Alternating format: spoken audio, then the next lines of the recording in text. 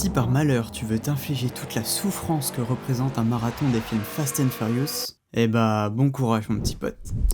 Mais ce sera sans moi. Je te laisse ma place pour cette fois, j'ai eu cette sombre idée il y a quelques jours, en pensant me remémorer quelques doux souvenirs d'enfance, et pourquoi pas un peu de nostalgie par la même occasion, et j'ai franchement cru ne pas m'en remettre.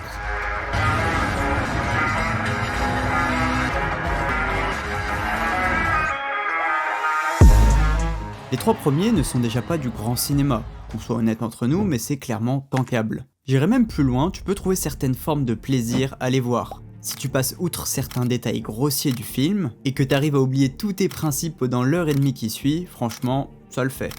Mais à partir du 4, ça devient vraiment très dur à regarder.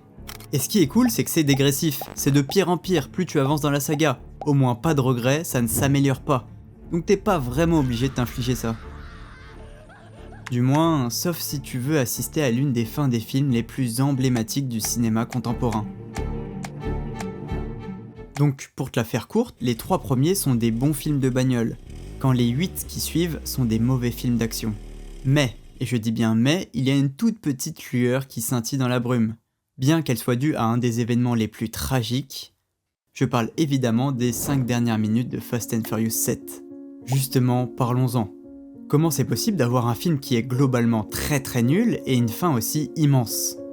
C'est sûrement une des fins de films les plus connues du cinéma au XXIe siècle. Certes, on le doit à une situation dramatique, c'est sûr que la mort d'un des acteurs principaux du film, forcément ça pousse à des choix scénaristiques assez forts. Honnêtement, j'en suis presque énervé, sérieusement, 7 volumes de films où on y croit moyen, et il a fallu attendre que Paul Walker meure tragiquement, et paix à son âme, pour avoir 5 bonnes minutes de cinéma. Par contre, ces 3 dernières minutes, waouh. Rien que la scène commence, ça t'attrape par le col direct avec une musique très sentimentale. Tu rajoutes la petite séquence émotion sur le sable avec la famille ensemble qui s'amuse, et son autre famille en arrière-plan qui les observe comme impuissants, avec l'immense Dominique Toretto qui ne prononce que 3 petits mots mais bon sang, 3 mots qui ont le poids d'un discours de 3 heures.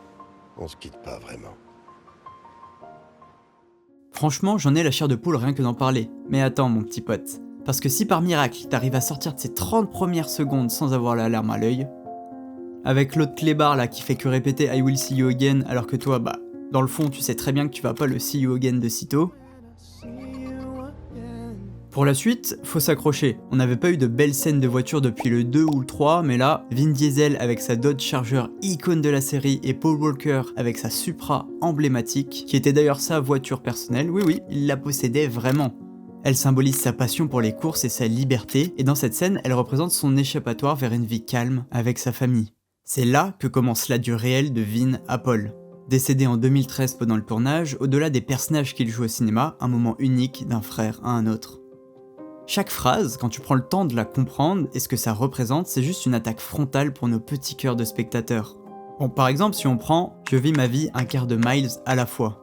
Dans ces quelques mots, il suffit de comprendre ce que veut dire un quart de miles pour que la scène prenne une autre dimension. Un quart de miles, c'est 402 mètres. Et 402 mètres, dans le monde automobile, c'est la distance que parcourent les voitures de dragster dans une course. Souvent, les voitures prennent environ une dizaine de secondes à faire cette distance, et pendant ce bref instant, tout est suspendu. Rien d'autre ne compte, à part l'instant présent, un moment de vitesse pure et de liberté absolue. Et donc avec tout ça, on a le droit à une sublime métaphore qui illustre parfaitement les péripéties des deux personnages.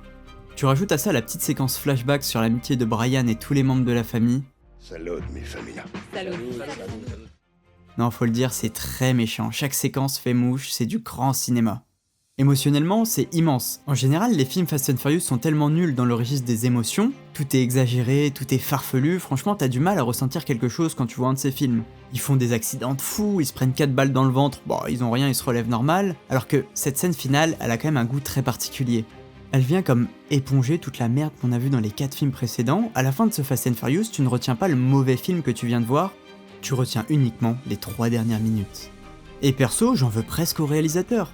D'avoir attendu qu'il y ait un drame pour avoir de bonnes idées scénaristiques, c'est presque criminel.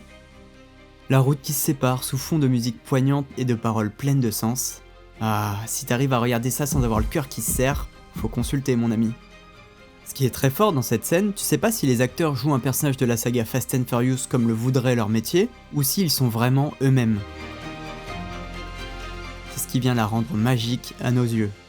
Immense big up à Wiz Khalifa pour la musique qu'il a composée avec son équipe et interprétée. C'est tellement puissant, chaque parole résonne en nous. De l'émotion brute, pas d'effets superflus, juste un piano et des paroles sur l'amitié éternelle pour coller parfaitement à la scène finale. Et on finit avec un magnifique plan sur le ciel, là où repose désormais Brian, enfin Paul.